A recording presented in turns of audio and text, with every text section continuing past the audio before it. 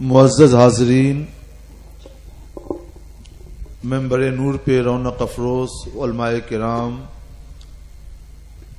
طلبہ اعظام اور ہمارے مبلغین اسلام، السلام علیکم ورحمۃ اللہ وبرکاتہ۔ وعلیکم السلام نحمدہ ونصلی علی رسول الکریم، اما بعد۔ عن جابر بن عبد اللہ قال قال رسول اللہ صلی اللہ علیہ وسلم ان خیر الحدیث کتاب اللہ وخیر الہدی ہدی محمد صلی اللہ علیہ وسلم۔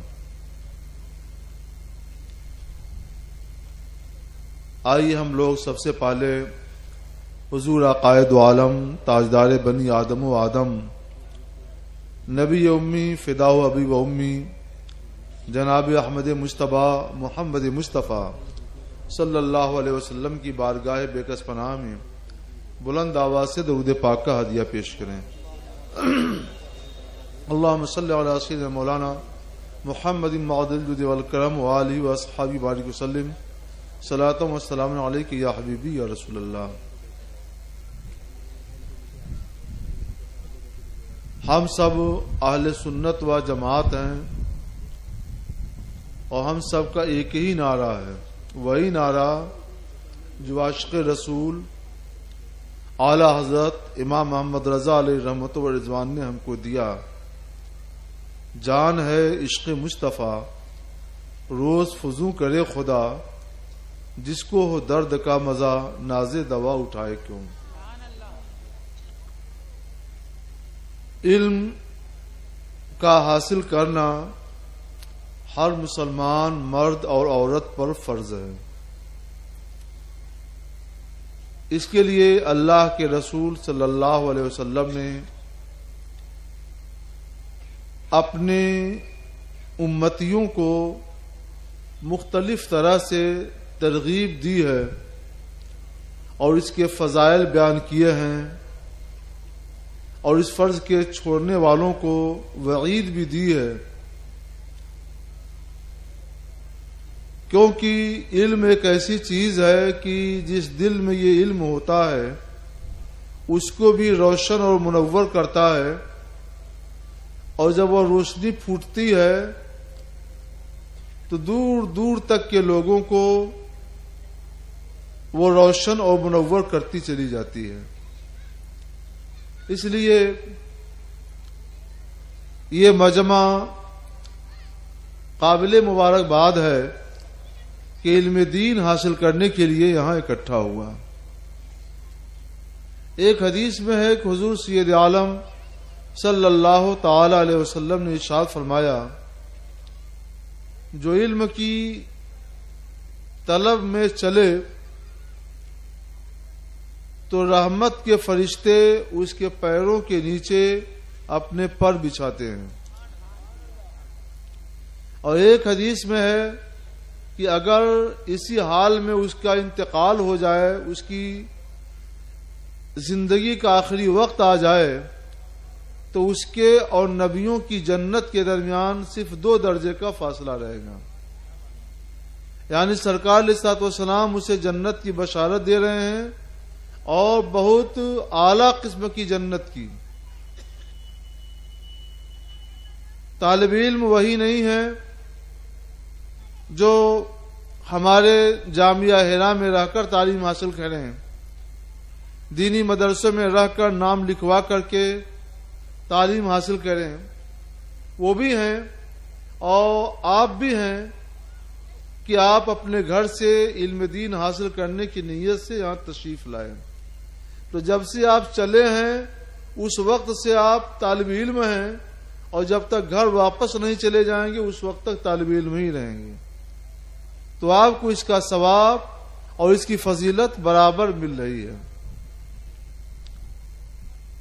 علم حاصل کرنے کے کئی ایک طریقے ہوتے ہیں، ان میں سے ایک طریقہ سوال اور جواب کا بھی ہے، اور یہ حضور سید عالم صلی اللہ علیہ وسلم کی سنت کریمہ بھی ہے۔ تو آج کی یہ بزم اللہ کے پیارے حبیب صلی اللہ علیہ وسلم کی سنت کی پیروی میں دین کی باتیں سیکھنے اور سکھانے کے لیے سجائی گئی ہے۔ اب ہم آپ کی باتیں سنیں گے اور اللہ کا کرم ہوا، اس کا فضل شامل حال رہا تو قرآن و حدیث کی روشنی میں ہم آپ کے سوالوں کے جواب انشاءاللہ تعالی پیش کریں گے۔ ایک بار اور آپ حضرات بلند آواز سے درود پاک پڑھ لیں۔ اللہم صلی علی سیدنا مولانا محمد مبارک وسلم، صلاۃ و سلام علیک یا حبیبی یا رسول اللہ۔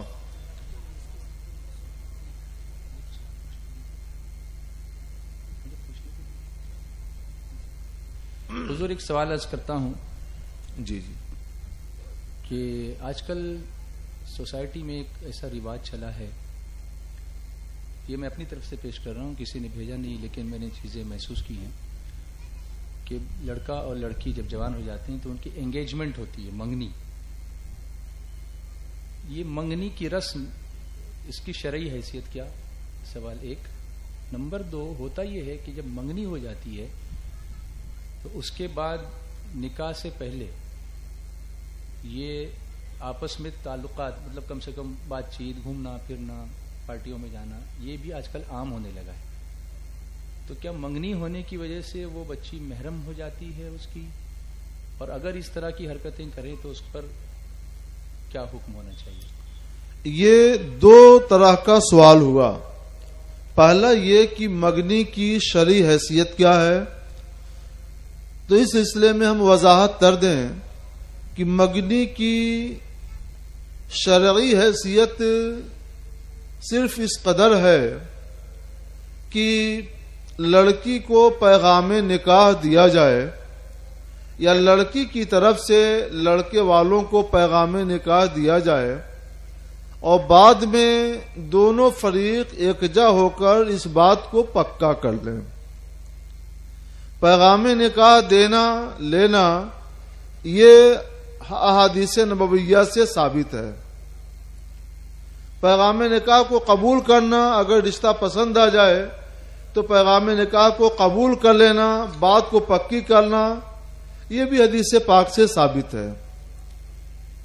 تو یہی ہے منگنی کی اصل احادیث نبویہ میں اور شریعت طاہرہ میں، کہ دونوں فریق میں سے کوئی بھی فریق دوسرے کو نکاح کا پیغام دے، اسے وہ رشتہ منظور ہے تو وہ بات کو پکی کر لیں، یکجا ہو کر کے یا کسی کے واسطے سے یا اس کے زمانے میں ٹیلی فون یا موبائل وغیرہ سے۔ یہ ہے منگنی کی اصل اور اس قدر جائز ہے، اس کے اندر کوئی حرج نہیں ہے، یہ ہونا ہی چاہیے۔ اب اگر منگنی کے ساتھ لوگ اس طرح کے خیالات وابستہ رکھتے ہیں کہ جب منگنی ہو گئی تو گویا لڑکے اور لڑکی میں تعلقات کا ایک خوشگوار رشتہ پیدا ہو گیا، تو یہ سوچ اور یہ فکر غلط ہے۔ شریعت میں اس کی اصل ہونا تو الگ چیز ہے، شریعت اس کی تردید کرتی ہے اور اس کی بنیاد پر لڑکے اور لڑکی کا ایک ساتھ رہنا، پروگرام میں جانا، سیر و تفریح کے لیے پارکوں میں جانا یا اور کسی مجلس میں ایک ساتھ رہنا، ٹہلنا، گھومنا، ہنسی مذاق، یہ ساری چیزیں حرام اور گناہ ہیں۔ اسلام قطعاً اس کی اجازت نہیں دیتا۔ یہ دونوں میاں بیوی کب ہوں گے؟ جب گواہوں کی موجودگی میں گھر والوں کی رضامندی کے ساتھ شرعی طریقے کے مطابق ایجاب اور قبول ہو جائے تو اس وقت یہ دونوں میاں بیوی ہو گئے، لڑکی بیوی، لڑکا شوہر۔ اب ان کے درمیان وہ خوشگوار تعلقات پیدا ہو گئے جو نکاح کی وجہ سے پیدا ہوتے ہیں۔ ان دونوں کو خلوت میں رہنا، ایک ساتھ رہنا اور تفریح، دلچسپی کی باتیں، یہ ساری باتیں سب کچھ حلال اور جائز ہو گئیں۔ لیکن جب تک کہ رشتہ نکاح منعقد نہیں ہوتا ہے، گواہوں کی موجودگی میں اس وقت تک نہ وہ میاں بیوی ہیں اور نہ ہی ان دونوں کا بے پردہ ایک دوسرے کے ساتھ ٹہلنا، ہنسی مذاق کرنا، پارکوں میں، محفلوں میں، پارٹیوں میں وغیرہ وغیرہ آنا جانا جائز ہو سکتا ہے۔ اگر ہمارے معاشرے میں، ہمارے سماج میں اس طرح کی برائی جنم لے چکی ہے یا فروغ پا رہی ہے تو دانشمندی اور حکمت عملی کے ساتھ اس پر کنٹرول کرنا چاہیے، حضور یہ بہت ضروری ہے۔ جی حضور، ایسا بھی ہوتا ہے کہ منگنی کی جب رسم ادا کی جاتی ہے تو آج کل کچھ اس طرح سے ہو رہا ہے کہ شادی پر جتنا خرچ ہوتا ہے تقریباً اتنا ہی منگنی پر، صرف نکاح کا ایجاب و قبول نہیں ہوتا، باقی سب اس میں ہو جاتا ہے، ایسا لگتا ہے کہ منی شادی ہو رہی ہے۔ تو کیا اس کی واقعی کوئی ضرورت؟ یہ ہے اسراف اور فضول خرچی۔ فضول خرچی کی بھی اسلام اجازت نہیں دیتا۔ آپ اس طرح کے موقعوں پر خرچ کم سے کم کیجئے، 2-4 مہمان آ گئے، ان کی دعوت تواضع ہو گئی، رخصت بات پکی ہو گئی، رخصت کر دیا، اس سے زیادہ نہیں ہونا چاہیے۔ جب نکاح کی محفل منعقد ہو تو اس میں آپ اپنے دوست احباب کو مدعو کرتے ہیں، ولیمہ کرتے ہیں، ولیمہ سنت ہے، تو سرکار علیہ الصلوۃ والسلام کی سنت پر عمل کی نیت سے ولیمہ کریں، یہ سنت ہے، اور اتباع سنت کی نیت ہوگی تو آپ کو ثواب بھی ملے گا، مگر فضول خرچی کی اسلام قطعاً اجازت نہیں دیتا۔ آپ جو مال یہاں بے دریغ صرف کرتے ہیں اس کو اپنی ملت کی تعمیر میں، غریب بھائیوں کی مدد میں، بیواؤں، بے کسوں، بے سہاروں کی مدد میں صرف کریں تو اللہ تعالیٰ آپ کو اجر عظیم عطا فرمائے گا اور آپ کا سماج بھی بلندیوں پر اٹھے گا۔ حضور، اسی ضمن میں ایک سوال اور ذہن میں آیا کہ رخصتی کیا ہے؟ کبھی کبھی نکاح کرنے کے بعد کافی دنوں تک لوگ جو ہے وہ رخصتی نہیں کراتے ہیں، اور کبھی اس وجہ سے رشتہ ٹوٹ بھی جاتا ہے، بہت زیادہ دوری کرنے کی وجہ، فاصلہ دینے کی وجہ سے، تو اس میں سنت کیا ہے، کیا کرنا چاہیے؟ سنت تو یہی ہے کہ نکاح منعقد ہو گیا تو پھر بچی کو شوہر کے گھر رخصت کر دیا جائے، وہ شوہر کے ساتھ رہے، اور شوہر کو چاہیے کہ اس کو رخصت کرا کر اپنے گھر لے جائے۔ وَاسْكِنُوهُنَّ مِنْ حَيْثُ سَكَنْتُمْ، شوہروں کو قرآن کا حکم ہے کہ تم جہاں رہتے ہو وہیں اپنی بیویوں کو بھی اپنے ساتھ رکھو۔ وَعَاشِرُوهُنَّ بِالْمَعْرُوفِ، ان کے ساتھ اچھی اور بھلائی کی زندگی گزارو۔ تو اگر لڑکی رخصت کے قابل ہو گئی ہے، بالغ ہو گئی ہے، تو پھر اس میں دیر نہیں کرنا چاہیے، مگنی ہو گئی یعنی نکاح کا پیغام پکا ہو گیا اور نکاح ہو گیا تو پھر اسے رخصت کر دینا چاہیے، تاکہ کسی بدی کا کوئی شبہ اور امکان نہ رہ جائے۔ بدی جتنی بڑھے گی تو معاشرہ اتنی ہی خراب ہوگا، اور یاد رکھیے جس معاشرے میں اس قسم کی برائیاں جنم لے لیتی ہیں اور فروغ پاتی رہتی ہیں تو وہ معاشرہ اور معاشرے کے لوگ تباہ ہو جاتے ہیں، تباہ کر دیے جاتے ہیں۔ تو ہم کو اپنی تباہی اور بربادی کے اسباب کا انتظام نہیں کرنا چاہیے۔ آپ معاشرے کو بدی سے، گناہوں سے، نافرمانیوں سے پاک کیجئے، اللہ تعالیٰ آپ کو لوگوں کے ظلم و ستم سے محفوظ رکھے گا۔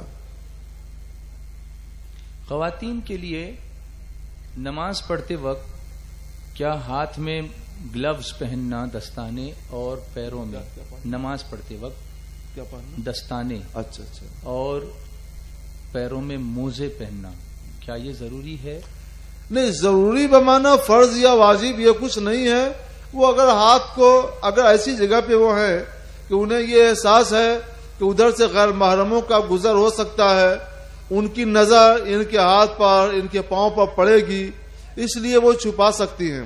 لیکن اگر ایسا نہیں ہے، گھر میں نماز پڑھ رہی ہیں، غیر محرم اور اجنبی کی نظر سے وہ محفوظ ہیں، تو نماز کے لیے یہ کلائی، یہ ہاتھ کی پشت کو چھپانا یا پاؤں کی قدم کی پشت کو چھپانا، اس کی کوئی حاجت نہیں ہے۔ وہ بغیر چھپائے ہوئے نماز پڑھیں ان کی نماز صحیح ہے، درست ہے۔ کیا اس مسئلے میں امام اعظم و امام شافعی کے نزدیک کوئی اختلاف ہے؟ کیونکہ یہاں شوافی حضرات بھی موجود ہیں۔ امام شافعی رحمۃ اللہ علیہ کا مذہب مجھے اس بارے میں معلوم نہیں ہے، اور انشاءاللہ میں 1-2 روز بعد آ رہا ہوں، کتاب مل گئی تو دیکھ کر کے بتا دوں گا آپ لوگوں کو انشاءاللہ۔ جزاک اللہ خیر۔ اذان بے وضو دے سکتے ہیں یا نہیں؟ اذان ذکر الہی ہے تو سنت اور مستحب یہی ہے کہ بغیر وضو کے اذان نہ دی جائے۔ ایک حدیث پاک ہے کہ ایک صاحب نے حضور صلی اللہ علیہ وسلم کو سلام کیا تو سرکار علیہ الصلوۃ والسلام نے ان کے جواب میں تھوڑی سی دیر کی۔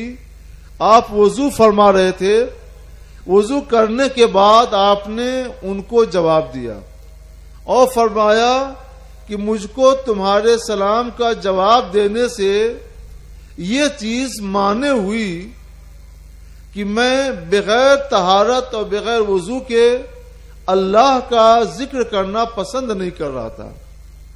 جواب دیں گے تو کہیں گے وعلیکم السلام ورحمۃ اللہ وبرکاتہ، پورا جواب یہی ہے جی۔ تو اس میں اللہ کا نام آتا ہے، اللہ کا ذکر ہوتا ہے، تو سرکار علیہ الصلوۃ والسلام نے گوارا نہیں کیا کہ اللہ کا ذکر بغیر وضو کے کریں، چونکہ سنجا وغیرہ کر کے آئے تھے اس لیے آپ نے ایسا کیا۔ تو اور اذان تو کا اکثر حصہ ذکر الہی ہے، لہذا مستحب یہی ہے، اولا اور بہتر یہی ہے کہ باوضو ہو کر اذان دی جائے۔ لیکن اگر کسی نے کسی جلدی کی وجہ سے بے وضوئی اذان دے دی تو اذان صحیح ہے، درست ہے، اذان میں کوئی کمی یا نقص نہیں ہے۔ اور اگر اذان دیتے دیتے وضو ٹوٹ جائے تو کیا؟ تو اس میں کوئی حرج نہیں ہے، اذان پوری کر دے، اذان ہو گئی بعد میں وضو کرے پھر نماز پڑھے۔ کیا عورتیں اپنے بالوں میں خضاب لگا سکتی ہیں؟ خضاب لگا سکتی ہیں مگر کالا نہیں، کالے کے علاوہ مہندی کا خضاب لگائیں، لال خضاب لگائیں، یہ ان کے لیے اجازت ہے، جائز ہے۔ کالا خضاب جیسے مردوں کے لیے ناجائز ایسی عورتوں کے لیے بھی ناجائز، کیونکہ حضور صلی اللہ تعالی علیہ وسلم نے کالے خضاب سے مطلقاً روکا ہے، اور جب سرکار علی الاطلاق مطلقاً کوئی قید لگائے بغیر ممانعت فرمائیں، روکیں، تو وہ حکم مرد اور عورت سب کے لیے عام ہوتا ہے۔ لہذا مردوں کو بھی کالا خضاب اپنے بالوں میں لگانا ناجائز اور عورتوں کو بھی اپنے بالوں میں کالا خضاب لگانا ناجائز۔ کیا وہ ابرو کے بال جو آئی بروز ہیں ان کو نکال سکتی ہیں؟ ابرو کے بال نکالنا، تراشنا یہ ناجائز اور مکروہ ہے، اور آپ کو میں اس کی تاریخی حیثیت بتا دوں جی کہ عورتیں یہ نہ سمجھیں کہ آج کہ اس دور میں یہ فیشن ایجاد ہوا ہے اور آج کی ترقی یافتہ عورتوں نے اس فیشن کو ایجاد کیا ہے، نہیں، یہ فیشن دور جاہلیت کا تھا۔ حضور صلی اللہ علیہ وسلم کے دنیا میں تشریف لانے سے پہلے جو زمانے جاہلیت کی عورتیں تھیں وہ اپنے فیشن میں اپنے ابرو کے بال ہلکی کرتی تھیں، تراشتی تھیں خوبصورتی کے لیے۔ سرکار علیہ الصلوۃ والسلام جب دنیا میں تشریف لائے تو جہاں بہت سی برائیوں کو آپ نے مٹایا، وہیں اس سے بھی سرکار علیہ الصلوۃ والسلام نے ممانعت فرمائی، اور اسلام کا پیغام یہی تھا کہ ابرو کے بال خود زینت ہیں، ان کو تراشا نہ جائے، ان کو نہ ختم کیا جائے نہ کم کیا جائے۔ اب 1400 برس بعد جب اسلام کی روشنی لوگوں تک پہنچنے میں ہلکی ہو گئی تو اب لوگوں نے پھر اپنے آپ کو اسی دور جاہلیت کی طرف پلٹا لیا، اور وہی زمانے جاہلیت کی عورتیں جو 1500 برس پہلے کرتی تھیں آج کی عورتیں پھر وہی کام کر رہی ہے۔ تو یہ ترقی نہیں ہے بلکہ زمانے جاہلیت کی طرف پلٹنا ہے، اور 1500 برس پہلے پلٹنا ہے۔ ہمارے حضور صلی اللہ علیہ وسلم نے اس سے ممانعت فرما دی ہے، روک لگا دیا ہے، یہ ناجائز ہے، مکروہ تحریمی ہے. عورتیں بچیں اور شوہروں پر لازم ہے کہ اپنی عورتوں کو اس سے روکیں، ماں باپ پر لازم ہے کہ اپنی بچیوں کو اس سے روکیں. آپ اپنے گھر کا ماحول شرعی ماحول بنائیں، سرکار کے فرمان کے مطابق چلیں، اسی میں آپ کے لیے فلاح ہے اور کامیابی. اعضاء کی تکمیل کے بعد اسقاط حمل کا کیا حکم ہے؟ یعنی بدن ماں کے رحم میں بچہ مکمل بن جائے باڈی اس کی، تو پھر ابارشن کرانا کسی وجہ سے، یہ کیسا ہے؟ 120 دن میں ماں کے پیٹ میں، ماں کے شکم میں بچے کے سارے اعضاء تیار بھی ہو جاتے ہیں اور اس کے جسم کے اندر روح انسانی بھی ودیعت کر دی جاتی ہے. اب وہ ایک مکمل انسان ہے اپنی ماں کے شکم میں. جی، وہ کوئی عام چیز نہیں ہے جس کی حفاظت نہ کی جائے.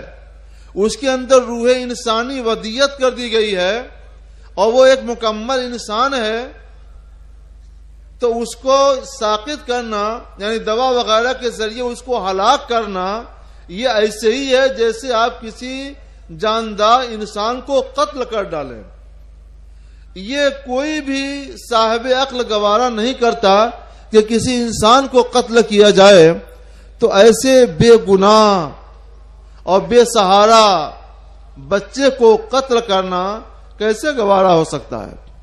قرآن پاک میں ہے، من قتل نفسا بغیر نفس او فساد فی الارض فکأنما قتل الناس جميعا ومن احیاها فکأنما احیا الناس جميعا. غور سے سن لو مسلمانوں، یہ اس لیے بتا رہا ہوں کہ ہم کو اس سے پہلے بھی یہ بات سننے میں آئی ہے کہ لوگ سونوگرافی کراتے ہیں اور دیکھتے ہیں کہ لڑکا ہے کہ لڑکی ہے، تو بہت سے فیملی والے ایسے ہیں کہ اس کو ختم کر دیتے ہیں. یہ بھی زمانے جاہلیت کی طرف پلٹنا ہے. یہ تھوڑی بہت تکلیف ہوئی، ڈاکٹر نے مشورہ دے دیا کہ اندیشہ ہے جان چلی جائے گی، تو اس کو نکال دیا. کہ صرف اندیشے کی بنیاد پر کوئی حکم نہیں دیا جا سکتا. آخر وہ بھی ایک مجسم انسان ہے جیسے عورت ایک مکمل انسان ہے. تو دونوں جانوں کی ہمیں حفاظت کرنی ہے.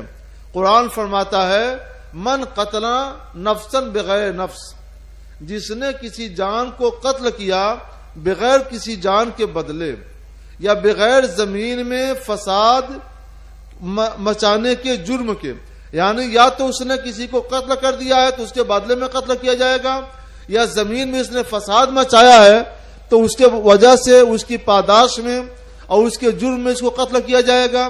لیکن یہ دونوں باتیں نہیں ہیں اور پھر بھی کسی نے کسی بھی انسان کو قتل کر دیا، فکأنما قتل الناس جميعا، تو گویا اس نے سارے لوگوں کو قتل کر دیا. کیا مطلب اس کا ہوا؟ مطلب یہ ہے کہ ایک انسانی جان کو قتل کرنا یہ حقیقت میں انسانیت کا قتل ہے، اور انسانیت کا قتل کیا ایک اور کیا سب برابر ہے. تو آپ سوچیں کتنا بڑا گناہ ہے یہ. لہذا اس پر کنٹرول پایا جائے. ایسے امور میں ڈاکٹروں کا مشورہ ہرگز قبول نہ کیا جائے. یہ حرام ہے، گناہ ہے، انسانی جان کو قتل کرنا ہے، جرم عظیم ہے، گناہ کبیرہ ہے. اگر کہیں ایسا کوئی کیس ہونے والا ہو، آپ کو معلوم ہو جائے، تو آپ نے سمجھا بجھا کر کے راہ راست پر لائیے.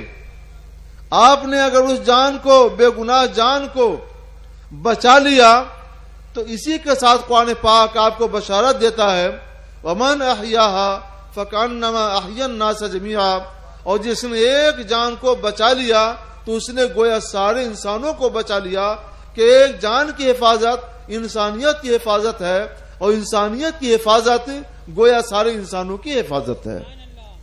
لہذا اس پر آپ لوگ نظر رکھیں، پاس پڑوس پہ نظر رکھیں کہ آپ کے پاس پڑوس میں، آپ کے سماج میں کہیں بھی کوئی فیملی، کوئی عورت، کوئی مرد ایسے جرم کا ارتکاب نہ کرنے پائے. اس موضوع پر میری ایک تحقیقی کتاب ہے، خاندانی منصوبہ بندی اور اسلام. اس میں یہ اور اس طرح کے بہت سے مسائل بیان کر دیے گئے ہیں. اس کو آپ لوگ منگوائیے, پڑھیے, انشاءاللہ اس سے آپ کو بہت کچھ فائدہ ملے گا, ثواب بھی ملے گا. بہت سارے علاقوں میں, گاؤں میں, شہروں میں مجبوری کی بنا پر عورتیں بازار جاتی ہیں سودا لانے کے لیے, کیونکہ شوہر جو ہے وہ ڈیوٹی پر ہوتے ہیں اور پھر گھر میں کھانا بنانا کرنا ان کے ذمہ ہوتا ہے. تو ایسی صورت میں عورتوں کو کیا احتیاط کر کے بازار جانا چاہیے؟ شوہر کو یہ چاہیے کہ جس دن اس کی چھٹی رہے اس دن ایک ہفتے کا انتظام کر لے, اور یوں بھی جب چھٹی ڈیوٹی پر سے وہ آئے تو اس کے بعد بھی گھر کے جو ضروری سامان ہیں وہ خرید سکتا ہے. اس لیے سائل نے اگر یہ پوچھا ہے کہ مجبوری ہے کیونکہ شوہر ملازمت کرتا ہے, تو یہ آپ کہہ سکتے ہیں مجبوری ہے. شریعت کی نگاہ میں یہ کوئی مجبوری نہیں ہے. جو شریعت کی نگاہ میں مجبوری ہو تو شریعت اجازت دے گی کہ عورت پردے کے ساتھ ضروری سامان خرید لے, دیر نہ کرے اور جلد سے جلد اپنے گھر میں واپس آ جائے, کیونکہ کھانا پینا, اپنی زندگی کو بچانا, بال بچوں کو کھلانا پلانا تو ضروری ہے, اس کے بغیر کام نہیں چل سکتا. لیکن صرف ملازمت جو ہے کوئی ایسی چیز نہیں ہے. شوہر کر سکتا ہے کسی نوکر چاکر کے ذریعے یا کسی کو بھی بیگاری کے طور پر رکھ کر کے اسے یہ کام لے سکتا ہے. اس لیے عورتیں اس طرح کی باتوں کو مجبوری نہ سمجھیں. وہ گھر کی امانت ہیں, گھر میں رہیں, پردے کے ساتھ رہیں, یہ مجبوری نہیں ہے. اور ایسا عذر جو ہے قابل قبول نہیں ہے. جو کام مرد کا ہے مرد کریں, جو کام عورتوں کا ہے عورت کریں. جب مجبوری ہوگی شرعاً تو وہاں اجازت ہوگی, یہاں نہ مجبوری ہے نہ اجازت ہے. حضور آپ نے بتایا کہ 120 دن میں اعضاء بچے کے مکمل بن جاتے ہیں اور اس کے بعد اسقاط حمل یا ابارشن کرنا جائز نہیں, لیکن 120 دن کے پہلے اگر کچھ کرے اس طرح سے کوئی, تو کیا اس کی اجازت ہوگی؟ نہیں, اجازت تو اس وقت بھی نہیں ہے. ناجائز و حرام و گناہ اب بھی ہے. فرق صرف اتنا ہے کہ ابھی تک وہ مکمل انسان نہیں بنا ہے, کیونکہ اس کے اندر روح انسانی ڈالی نہیں گئی ہے, ودیت نہیں ہوئی ہے, مگر وہ جلد ہی مکمل انسانی پیکر میں تبدیل ہونے والا ہے, ایک مکمل انسان بننے والا ہے. اس لیے اس کا اسقاط, اس کو ضائع اور برباد کرنا اب بھی جائز نہیں ہے. مگر اس میں ایک گنجائش ہے کہ اگر عورت بہت کمزور ہے, بیمار رہتی ہے, اور ڈاکٹر جو ماہر اور تجربہ کار ڈاکٹر ہیں, متعدد ڈاکٹر بتا رہے ہیں کہ یہ عورت اس حمل کو برداشت نہیں کر سکتی ہے, اور اس کی ظاہری حالت بھی شہادت دے رہی ہے جو اس کی جان پر یہ حمل بن سکتا ہے, اور عورت کی جان بچ نہیں سکتی.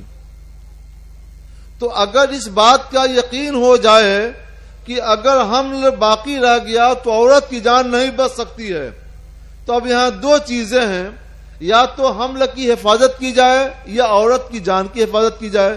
تو ایک طرف تو عورت مکمل انسان ہے اور جاندار انسان ہے, اور دوسری طرف ابھی گوشت کا لوتھڑا ہے جو مکمل انسان نہیں بنا ہے, اس کے اندر روح انسانی ودیت نہیں کی گئی ہے.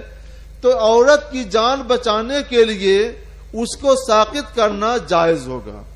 یہ بہت بڑی مجبوری ہے شرعی, اس مجبوری کی صورت میں اس کی اجازت دی گئی ہے. لیکن جہاں ایسی کوئی مجبوری نہ ہو تو ایسا نہیں ہوگا. کیا مسجدوں میں ایئر کنڈیشن استعمال کی جا سکتے ہیں؟ ہاں, اس کی اجازت ان جگہوں کے لیے دے دی گئی ہے جہاں لوگ ایئر کنڈیشن کے عادی ہو گئے ہیں یا ہیٹر کے عادی ہو گئے ہیں.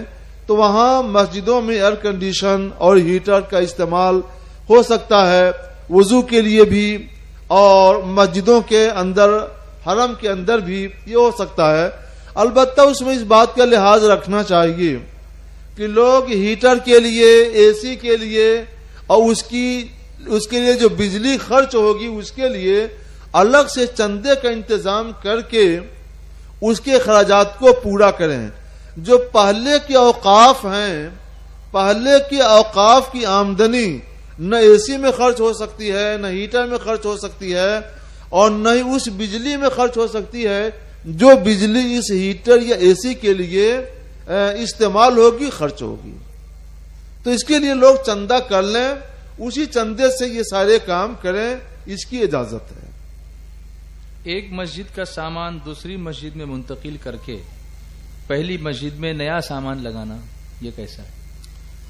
ایک مسجد کا سامان دوسری مسجد میں منتقل کرنا یعنی اس کو دے دینا، یہ بھی حرام اور گناہ ہے۔ جو سامان اس مسجد کا ہے وہ اسی کے لیے خاص ہے۔ یہ ایسے ہی ہے، فقہا فرماتے ہیں کہ وقف کا جو مال ہوتا ہے وہ مال یتیم کے حکم میں ہے۔ اب فرض کیجئے ایک یتیم کا مال ہے اور اس کو ابھی حاجت نہیں ہے، ضرورت نہیں ہے، تو بھی یہ اجازت نہیں ہے کہ اس یتیم کا مال کسی دوسرے یتیم کو دیا جائے، وہ جائز نہیں ہے۔ اس یتیم کی آپ الگ سے مدد کریں اور اس یتیم کا جو مال ہے اس کے لیے آپ اس کو محفوظ رکھیں، یہ جائز نہیں ہے کہ اس کا مال دوسرے یتیم کو دے دیا جائے، بلکہ یہ بھی جائز نہیں ہے کہ قرض کے طور پر اس کا مال دوسرے یتیم کو دیا جائے۔ تو جیسے ایک یتیم کا مال دوسرے یتیم کو دینا یا قرض کے طور پر دینا یا عاریت دینا جائز نہیں ہے، ایسے ایک مسجد کا مال دوسری مسجد کو دینا، ایک مدرسے کا مال دوسرے مدرسے کو دینا، ایک مسجد کا مال دوسرے مدرسے کو دینا یا ایک مدرسے کا مال دوسری مسجد کو دینا، چاروں صورتیں حرام و گناہ ہیں، اس سے بچا جائے۔ ہاں، اگر یہ مال فاضل ہو گیا ہے تو اس کو اب بیچ سکتے ہیں۔ جو متولی ہیں، متولی کچھ علماء کو اپنے ساتھ میں رکھ کر، کچھ ذمہ دار اور باب اہل وقت عوام کو اپنے ساتھ میں لے کر سب کے رائے مشورے سے مناسب دام میں مسجد کے ہاتھ سے بیچ سکتا ہے، یہ جائز ہے۔ جی صاحب نے پوچھا ہے کہ ماں باپ کے چہرے کی زیارت کرنے پر مقبول حج کا ثواب ملتا ہے، تو کیا یہ ثواب ان کی تصویر دیکھنے پر بھی ملے گا؟ نہیں صاحب، تصویر دیکھنے پر یہ ثواب نہیں ملے گا۔ تصویر کھینچنا اور تصویر کھینچوانا اور تصویر کو بلا وجہ محفوظ رکھنا، باقی رکھنا، یہ سب کا سب حرام اور گناہ ہے۔ کبھی حرام اور گناہ کام پر بھی ثواب ملتا ہے؟ یہ حرام ہے اور گناہ ہے، اور حرام اور گناہ کے کام پر کبھی ثواب نہیں ملتا۔ اگر کوئی ثواب کی نیت سے اس کو دیکھے گا تو سخت گناہ گار ہوگا، بلکہ بعض صورتیں ایسی ہیں کہ اس میں کفر بھی لازم آ سکتا ہے۔ اس لیے اس سوچ سے اپنے دماغ کو، دل کو پاک کیا جائے، یہ ناجائز کام ہے، اس سے بچا جائے۔ ماں باپ زندہ ہیں، آپ ان کی زیارت کیجئے، ان کی خدمت کیجئے، ان کی فرما برداری کیجئے، ان کو راضی رکھیے، ان کے ساتھ اچھا سلوک اور اچھا برتاؤ کیجئے۔ وہ آپ سے راضی ہیں تو روزانہ آپ کو ثواب عظیم ملتا رہے گا۔ کیا احرام کی حالت میں تصویر کھنچوانے سے دم واجب ہوگا؟ احرام، اگر کوئی آدمی کسی نے احرام باندھ لیا عمرہ کے لیے یا حج کے لیے اور مکہ معظمہ چلا گیا یا حج کر رہا ہے عرفات شریف میں یا مزدلفہ میں، جہاں کہیں بھی ہو، اور ایسے میں اس نے تصویر کھینچ لی، تو اب بھی یہ تصویر کھینچنا حرام ہے اور گناہ ہے۔ اس کی حرمت میں کوئی کلام نہیں ہے، مگر اس کی وجہ سے اس کے حج پر یا اس کے عمرے پر کوئی اثر نہیں آئے گا اور دم لازم یا واجب نہیں ہوگا، کیونکہ یہ جو حرام ہے یہ حج سے متعلق نہیں ہے۔ حج کے افعال میں جو چیز جس حرام کا اثر ہوتا ہے اس سے دم لازم ہوتا ہے، اور اس کا تعلق اس سے نہیں ہے، اس لیے وہ گنہگار ہوگا۔ بلکہ اگر حرم شریف میں کھینچے گا تو گنہگار ہی نہیں، ایک گناہ کے بدلے میں 1,00,000 گناہ اس کے ذمہ جائے گا، کیونکہ جیسے وہاں ایک گناہ پر ایک ثواب پر 1,00,000 ثواب ملتا ہے، ایک نیکی پر 1,00,000 نیکی کے ثواب ملتا ہے، ویسی وہاں ایک گناہ، ایک بدی پر 1,00,000 بدی کا گناہ ملتا ہے۔ بڑے افسوس کی بات ہے کہ لوگ کعبہ شریف میں پہنچ کر اور وہاں بھی تصویر کھینچواتے ہیں یا لوگ کھینچتے ہیں اور اس کو عام کرتے ہیں، اور بالکل اللہ کا خوف نہیں کرتے، رسول اللہ صلی اللہ تعالی وسلم سے شرم نہیں کرتے کہ جس کعبہ شریف سے رحمت عالم صلی اللہ علیہ وسلم نے تصویروں کو کھرسوا کر کے مٹا دیا تھا، جو باقی رہی تھی سرکار نے خود اپنے ہاتھ سے کھرس کر کے مٹایا تھا، وہاں کھڑے ہو کر کے لوگ تصویر کھینچتے ہیں، تصویر کھینچواتے ہیں. یہ رسول اللہ کی سنت سے دور، بہت دور، ہزاروں گنا دور ہے. اور یاد رکھیں ایسے لوگ ایک گناہ نہیں کر رہے ہیں بلکہ ایک بدی پر ان کو 1,00,000 گناہ مل رہا ہے، اور پھر اس کو عام کرتے ہیں، پھیلاتے ہیں. یہ بہت بری بات ہے. جو لوگ بھی ایسے ہوں جہاں کہیں کے بھی ہوں ان پر فرض ہے کہ اس سے توبہ کریں اور توبہ کرائیں. ایک صاحب نے پوچھا ہے کہ مجھے تشہد یعنی التحیات یاد نہیں ہے تو میں نماز میں کیا پڑھوں؟ کیا اس کے بدلے میں کوئی مختصر اور چیز پڑھی جا سکتی ہے؟ جب تک آپ کو یاد نہیں ہے تو آپ کوئی بھی ذکر کریں، لیکن آپ پر واجب ہے کہ آپ جلد سے جلد وقت نکال کر کے، آپ ملازم ہیں تو کچھ دنوں کے لیے چھٹی لے لیجئے اور اس کو یاد کر لیجئے. التحیات کی، تشہد کی اہمیت اتنی ہے کہ متعدد حدیثوں میں آیا ہے اور صحیح حدیثوں میں آیا ہے. حضرت عبداللہ بن مسعود رضی اللہ تعالیٰ عنہ فرماتے ہیں، حضرت سیدنا ابن عباس رضی اللہ تعالیٰ عنہ فرماتے ہیں کہ حضور صلی اللہ علیہ وسلم ہم کو تشہد کی تعلیم اس طرح سے دیا کرتے تھے جیسے آپ قرآن پاک کی تعلیم دیا کرتے تھے. اتنی اہمیت ہے. میں پہلے سوچتا تھا، پڑھتا تو تھا، حدیث میں ہے تو ماننا ہی ماننا ہے. یہ سمجھ میں نہیں آتا تھا کہ سرکار علیہ الصلوۃ والسلام تشہد کو اتنی زیادہ اہمیت کیوں دے رہے ہیں کہ جیسے قرآن کی تعلیم دیتے تھے ویسے ہی سرکار علیہ الصلوۃ والسلام اہتمام کے ساتھ تشہد کی بھی تعلیم دیتے تھے، سکھاتے تھے. پڑھو، سیکھو، یاد کرو، پڑھو، چھوڑنا مت. اس کے بغیر نماز ہی پوری نہیں ہوگی. بعد میں جب شعور بالغ ہوا تو سمجھ میں آیا کہ اس تحیات میں، اس تشہد میں آخر کا جملہ ہے السلام علیکہ ایھا النبی ورحمۃ اللہ وبرکاتہ. سبحان اللہ. اس میں ایک امتی اپنے رسول کی بارگاہ میں سلام کا نذرانہ پیش کرتا ہے حالت نماز میں. سبحان اللہ. حالت نماز میں ایک امتی اپنے رسول کی بارگاہ میں بڑے ہی ادب و تعظیم کے ساتھ سلام کا نذرانہ پیش کرتا ہے.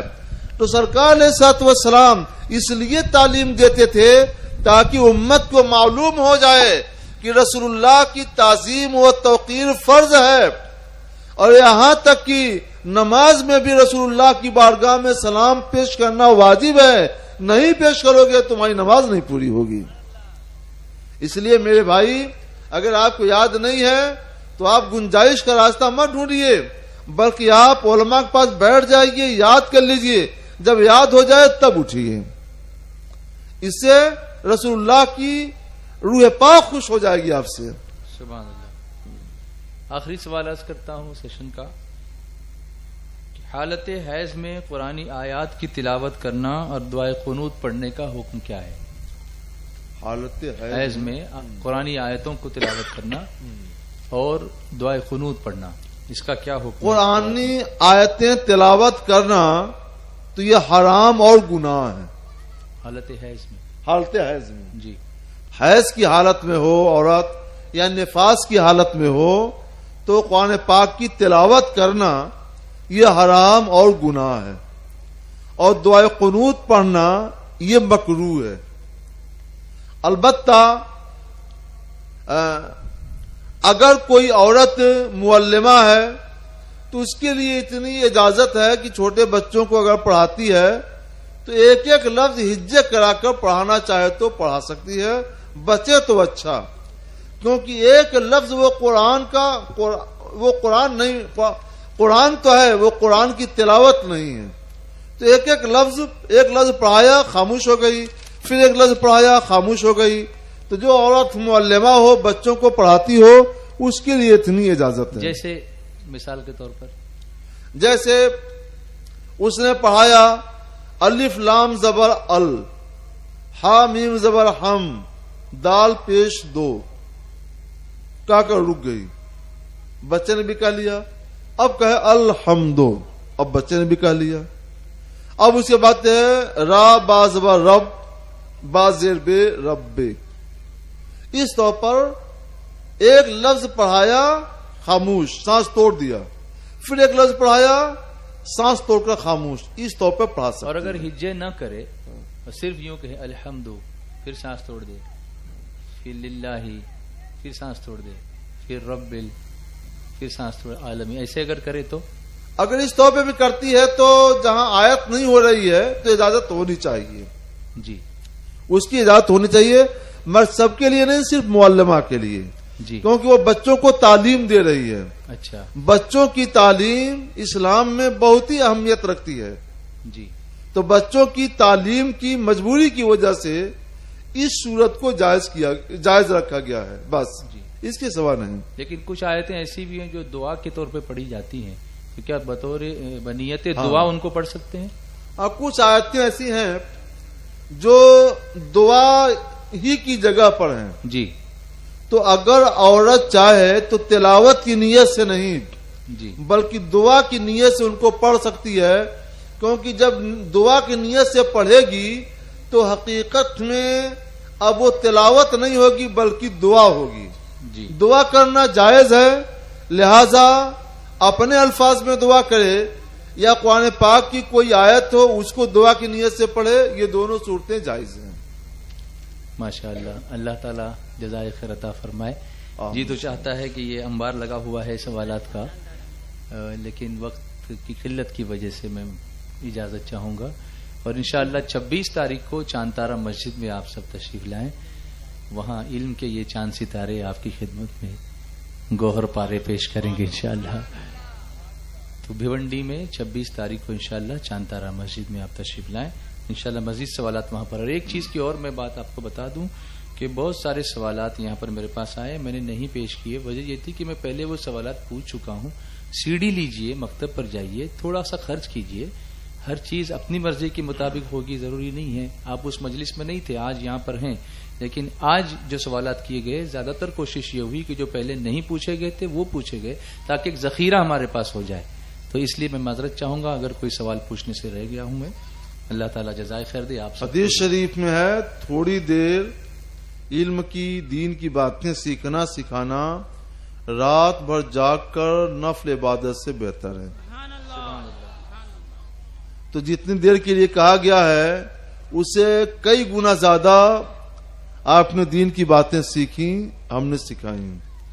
تو ہم لوگ الحمدللہ نیت صاف ہے تو بہت ثواب مل گیا. اس پر عمل کریں تو یہ بھی ہماری نجات کے لیے کافی ہے. اللہ تعالیٰ اس بزم کو قبول فرمائے اور دین کی ان باتوں کو سمجھنے، سینے محفوظ رکھنے، دوسرے بھائی بہنوں تک پہنچانے کی توفیق خیر عطا فرمائے. وآخر دعوانا الحمدللہ رب العالمین. السلام علیکم ورحمۃ اللہ وبرکاتہ. رسالت کے پروانوں ہر سنیچر کو بعد نماز عشاء سنی دعوت اسلامی کے عالمی مرکز اسماعیل حبیب مسجد میں سنی اجتماع ہوتا ہے. آپ حضرات پابندی کے ساتھ اس میں شرکت فرمائیں. سنی دعوت اسلامی کی ویب سائٹ سنی دعوت اسلامی .net پر وزٹ کریں اور بہت ساری دینی معلومات حاصل کریں.